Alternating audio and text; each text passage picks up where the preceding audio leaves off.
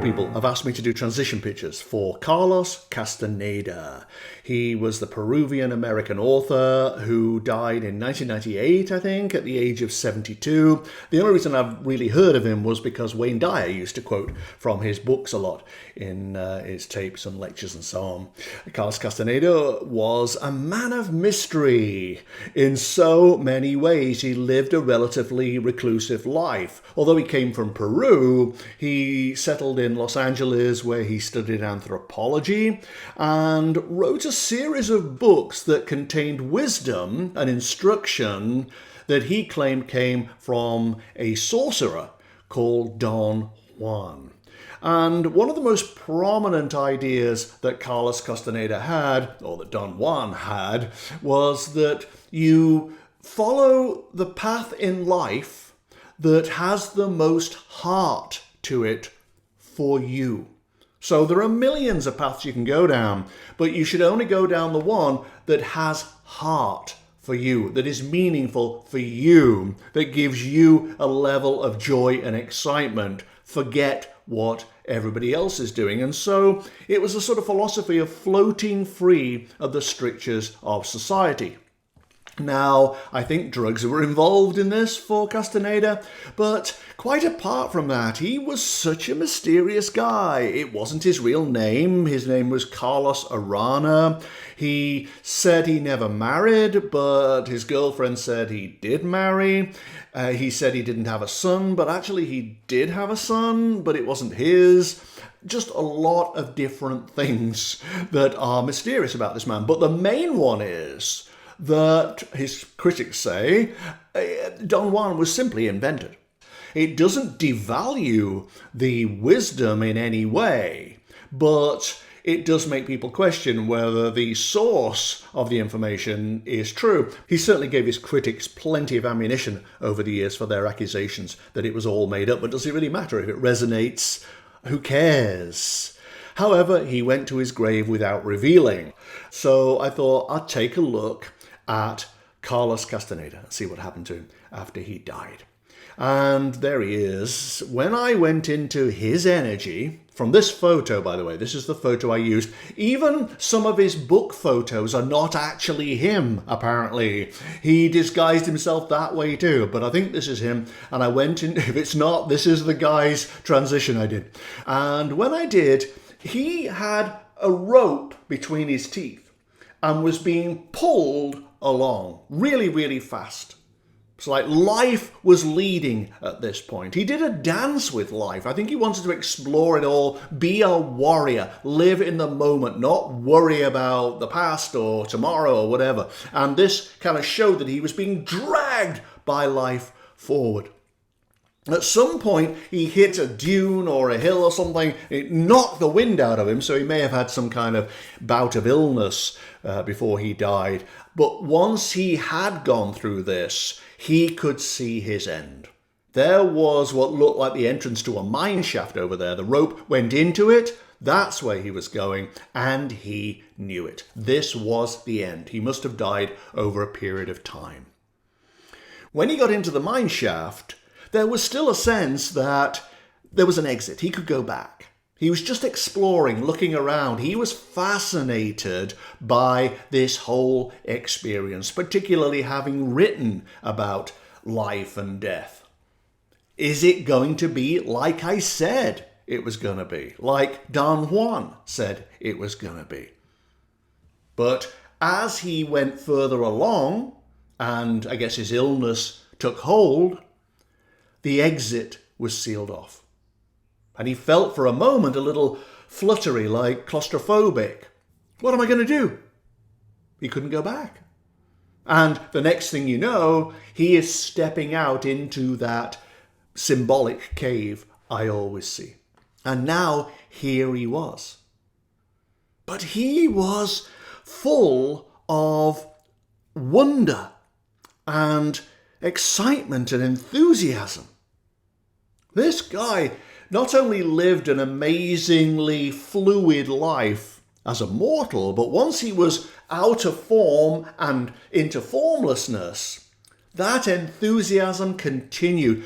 I have never seen this before. In fact, there are several aspects of his transition I've not seen before, and one of them was that there was a merry-go-round in the middle of that cave. And he leapt on it and was flying around. Oh my God, I'm going to experience the unknown. I'm going to meet God, or whatever he would have thought at that time. And he spun around on this merry-go-round, so happy. And eventually he jumped off and thought, right, okay, there was a pull of the tunnel, that current that they always seem to feel. But he was really sad to leave the merry-go-round. Like, oh, but that was so much fun. And he turned around and the merry-go-round had gone. It was in his head.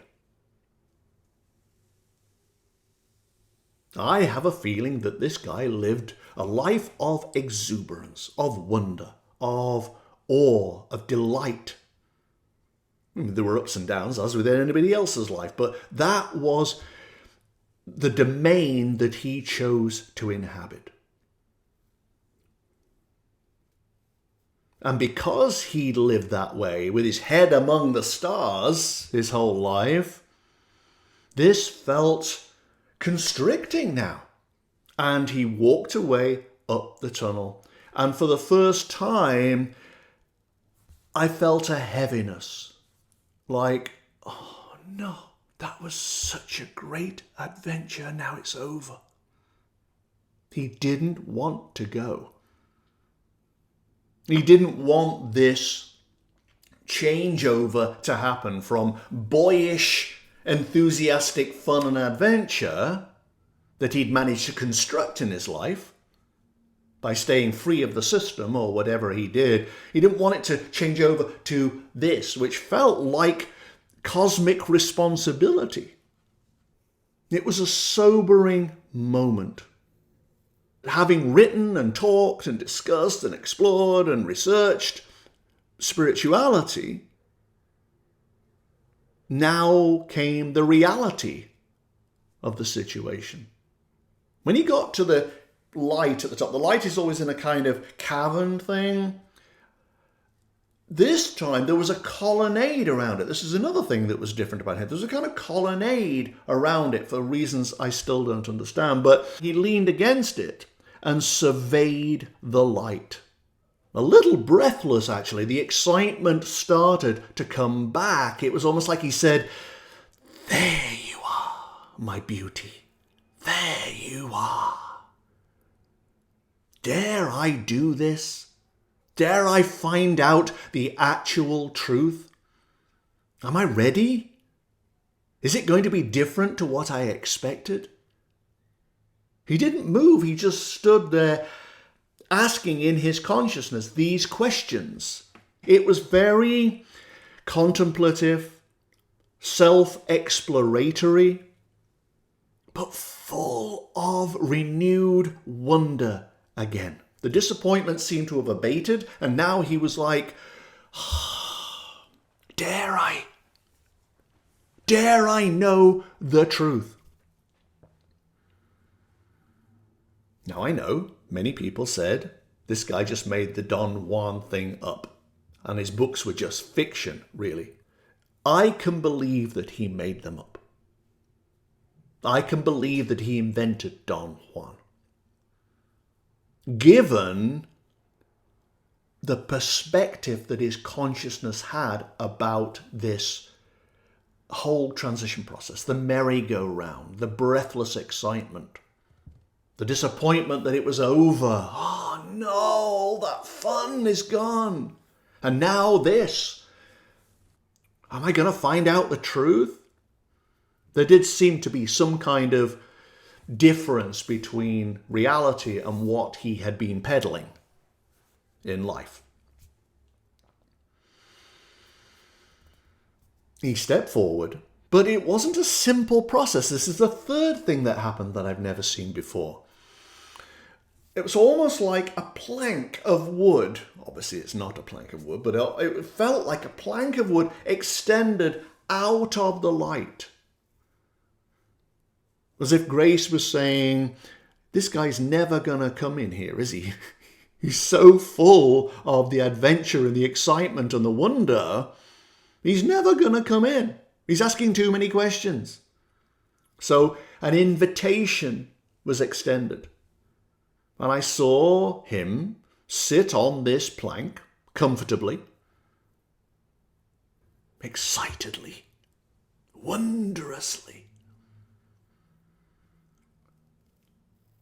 and just say something like, okay, let's do it.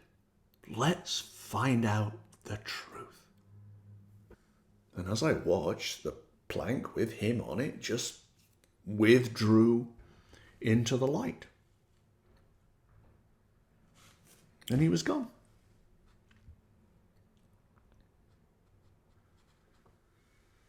I'd never explored the works of Carlos Castaneda before.